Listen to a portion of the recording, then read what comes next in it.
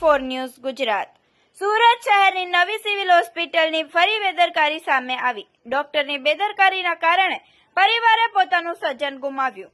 જંતુ કુમારને ડેન્ગ્યુના તાવના કારણે નવી સિવિલ હોસ્પિટલ ખાતે દાખલ કરાયો હતો। કિડની બિલ્ડિંગ 5મા માળે આવેલ A5માં જંતુ કુમારની સારવાર ચાલી રહી હતી। જંતુ કુમાર સારવાર દરમિયાન સાજા થઈ ગયા હતા અને તે ફરી રહ્યા હતા। રાત્રિએ 2 ઇન્જેક્શન આપતા દર્દી જંતુ કુમારની હાલત લથડી।